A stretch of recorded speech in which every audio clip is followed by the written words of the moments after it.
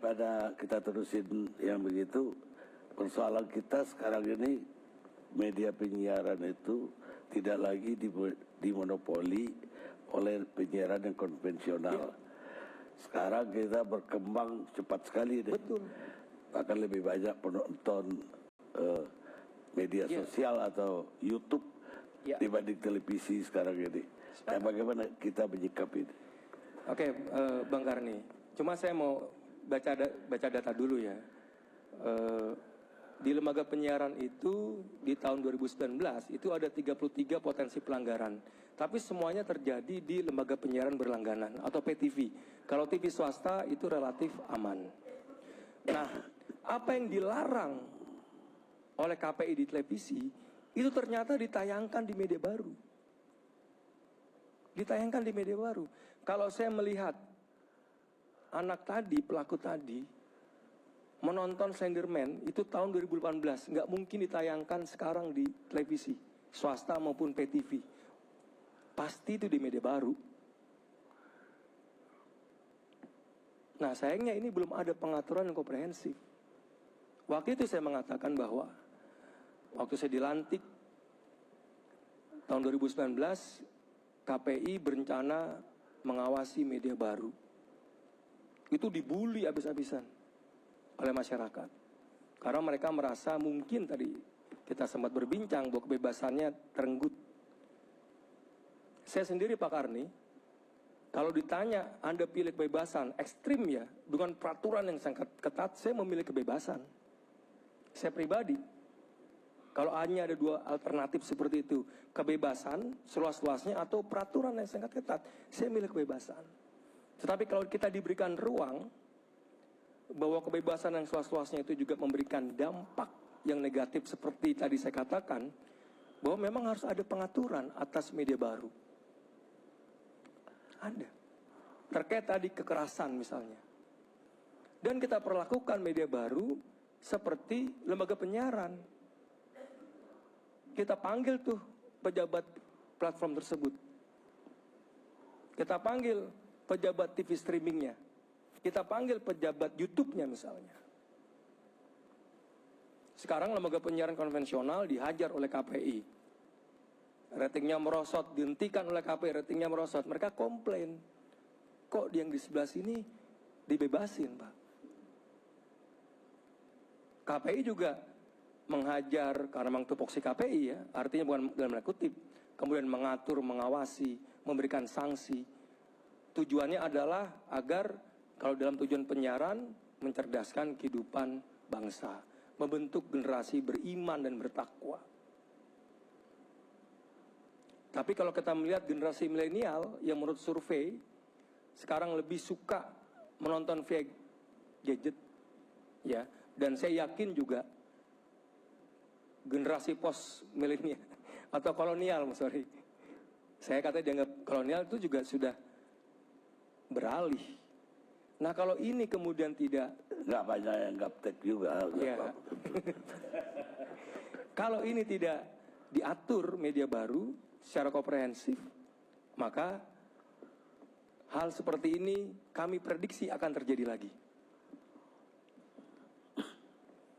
Nah, ini mumpung Bang Karni, ada dua hal, ini kita berbincang-bincang. Yang pertama, undang-undang penyiaran direvisi.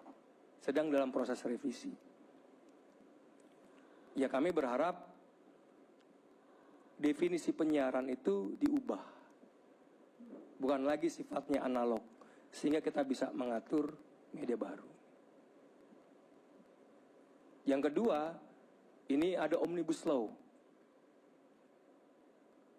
Yang dikejar adalah pajak terhadap platform tersebut. Nah kami berharap juga KPI juga punya kewenangan kalau kemudian dimasukkan ke dalam Omnibus Law. Itu Bang Karni. Terima kasih. Baik, baik. Apa? Saya boleh ngomong lagi kan? Baik Bang Karni, saya kepengen melanjutkan yang tadi ya. Karena hidup kami, bukan hanya saya sebagai kriminolog, tapi saya sebagai seorang ibu, itu sangat-sangat tergantung sekali dengan regulasi dari pemerintah tentang penyiaran. Tentang apapun yang ada di media yang dipegang oleh gadget anak-anak kami. Kami ketakutan sekali dengan itu. Walaupun kami sudah memberikan edukasi, anak kami sudah diedukasi, bagaimana dengan anak-anak orang lain? Sementara anak kami harus bermain dengan copycat yang sebelumnya itu adalah kasus yang keluar. Bagaimana dengan kasus-kasus yang tidak keluar? Bang Karni ingat nggak, tahun 2013 itu ada kasus Asep itu memperkosa kambing dan ayam sebanyak 300. Kita bisa tertawa mendengarkan itu, kok bisa seorang anak, seorang pria umur 17 tahun memperkosa kambing dan ayam. 2013 itu berapa tahun yang lalu? Nyatanya Bang Karni sekarang sudah diikutin oleh anak-anak itu. Di lapangan Bang Karni, anak remaja itu memperkosa soang. Bang Karni tahu soang? Selain soang, ya angsa, kambing. Mereka ikat soangnya dan mereka perkosa. Kambing itu mereka naikin. Jadi mereka naik ke batu, mereka perkosa. Kemudian Bang Karni, dari sini kan sudah kelihatan, selain mereka korban, mereka juga pelaku. Atau bisa dibalik, mereka pelaku tapi mereka korban. Setelah itu apa yang dilakukan? Dia memproduksi pornografi karena pada saat dia melakukan, mereka memvideokan dan kemudian menyebarkan. Berarti komplitlah anak-anak kita, pelaku, korban, produksi, dan mereka mempublikasi. Apakah ini tidak merusak anak yang lain? Hanya gara-gara copycat tadi itu. Oke, selanjutnya. Bagaimana dengan daerah-daerah, kalau kami sebut daerah anomi? Daerah yang nggak ada nilai, nggak ada norma. Daerah yang terlalu berjejal sehingga mereka tidak mengindahkan bagaimana aturan bertetangga dan aturan antara laki-laki dan perempuan. Saya punya klien Bang Karni, oleh ibunya sudah dibatasi dia untuk tidak memegang gadget. Tapi bagaimana dengan lingkungannya? Gitu loh. Pada saat tetangganya bermain gadget dan mereka menunjukkan kepada anak perempuan ini yang waktu itu kelas 4 SD, belum haid. Mereka tunjukkan gambar-gambar, awalnya dari gambar, kemudian film, dan yang ditunjukkan itu film threesome, 2 laki-laki menyetubuhi 1 perempuan. Kemudian mereka melakukan. Akhirnya setelah mereka melakukan, anak perempuan ini ketagihan dan mencari korban-korban lain di kampung itu. Bagaimana kalau orang nggak mau, temannya nggak mau, dia mencuri, dia rela mencuri untuk mengambil teman-temannya untuk mau diajak untuk berhubungan. Artinya kebayang sekali betapa generasi itu akan rusak hanya karena media yang dimunculkan tanpa filter. Filter dari orang tua. Orang-orang semua bilang gini, gimana lah orang tua menjaga anaknya. Tapi bagaimana kami tidak bisa menjaga anak kami 24 jam. Sementara HP sudah ada di tangan. Anak kita terjaga, bagaimana dengan anak yang lain?